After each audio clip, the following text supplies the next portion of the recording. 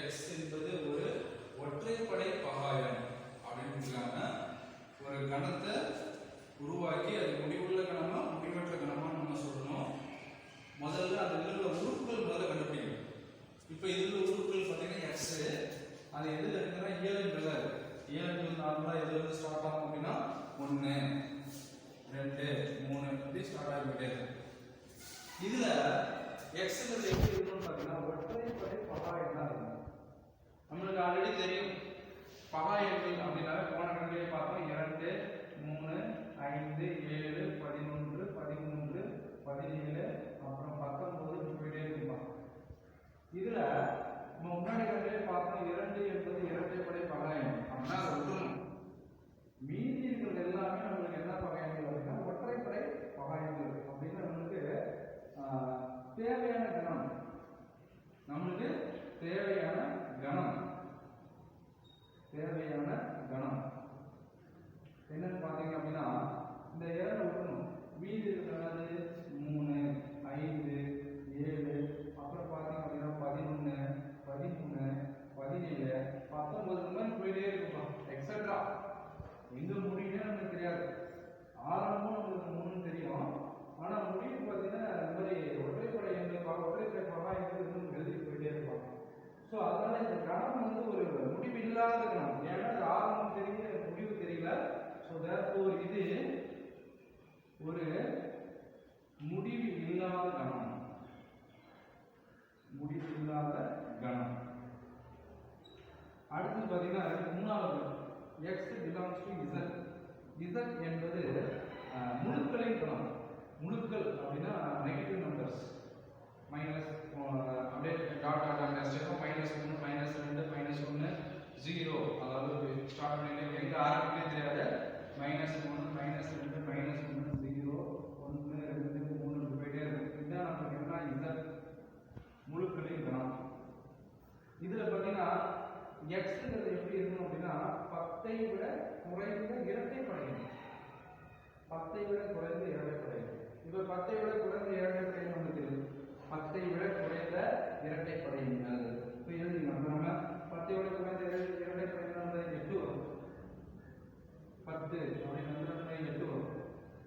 அடுத்து பார்த்தீங்க அப்படின்னா அதை விட குறைந்த இரட்டைப்படை எண் 6, அடுத்தது 4, அடுத்தது 2, அடுத்தது 0, அடுத்தது -2, அடுத்தது -4, அடுத்தது -6. என்ன ஆகும்? இது போயிட்டே இருக்கும்.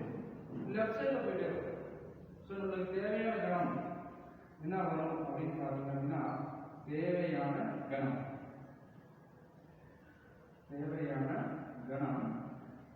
நல்லா பாருங்க. 10ஐ விட குறைந்த இரட்டைப்படை எண்கள். இது அடுத்து 10 தான் வரும். இதுக்கப்புறம் 10 வரும். 10ஐ விட குறைந்த இரட்டைப்படைனா நம்மளுக்கு 8.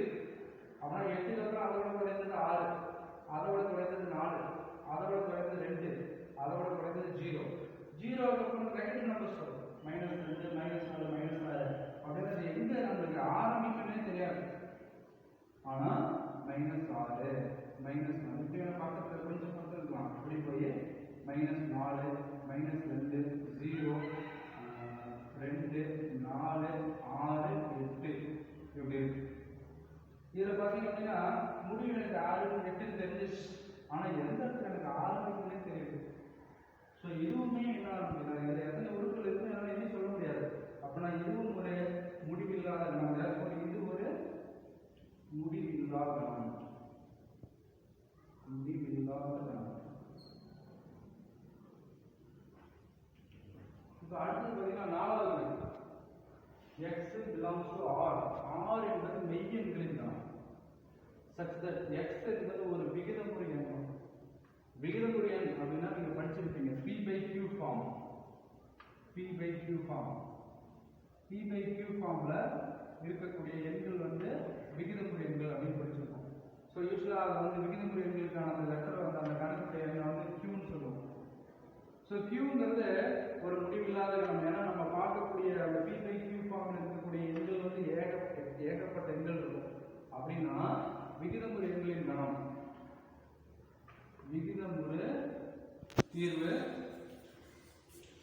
விகிதமுறு எண்களின் கணம் என்னன்னு பாத்தீங்க அப்படின்னா, ஏன்னா இங்க இருக்கக்கூடிய எக்ஸ்ங்கிறது பாத்தீங்க அப்படின்னா எக்ஸ்ங்கிறது விகிதமுறை எண்ணுன்னு சொல்லிட்டாங்க. ஸோ விகிதமுறை எண்கள் அப்படிங்கும்போது கண்டிப்பா அந்த கணம் வந்து முடிவற்றது. விகிதமுறை எண்களின் கணம் முடிவற்றது. ஆன்சர் என்ன போகும்? விகிதமுறை எண்களின் கணம் முடிவற்றது. இது ஒரு முடிவில்லாத கணம் அப்படின்னு கூட நீங்க எழுதலாம். அடுத்து ஐந்தாவது பாத்தீங்க அப்படின்னா x belongs to n. nங்கிறது 1 இருந்து ஸ்டார்ட் ஆகும். 1 2 3 4 அப்படி ஸ்டார்ட் ஆகும். இதுல x என்பது ஒரு விகிதமுறை எண் அப்படின்னா இப்ப 1 அப்படின்னு எடுத்துக்குவோம்.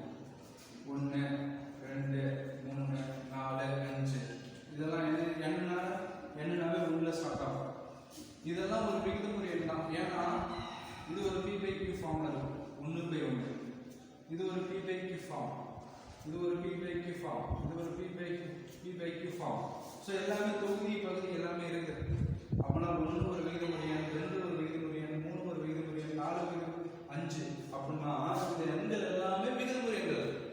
இந்த எண்கள் எல்லாமே என்ன எண்கள்? இயலெண்களா? சோ இயலெண்கள் அனைத்தும் இயலெண்கள்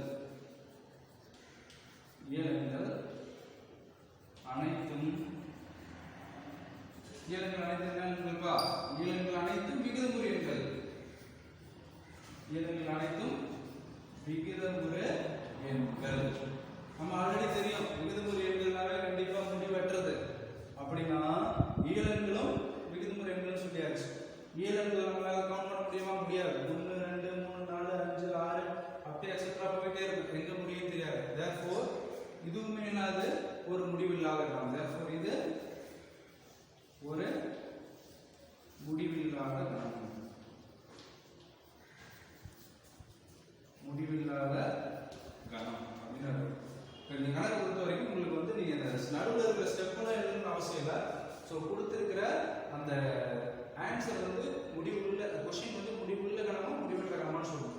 இப்போ இந்த கொஸ்டின் வந்து முடிவில்லாத கணம், இது முடிவில்லாத கணம், இது பார்த்தீங்க அப்படின்னா முடிவில்லாத கணம், இது முடிவில்லாத கணம். ஸோ இந்த கணக்கு பொறுத்த வரைக்கும் முதல் கணக்கு மட்டும் தான் முடிவுள்ள கணம்.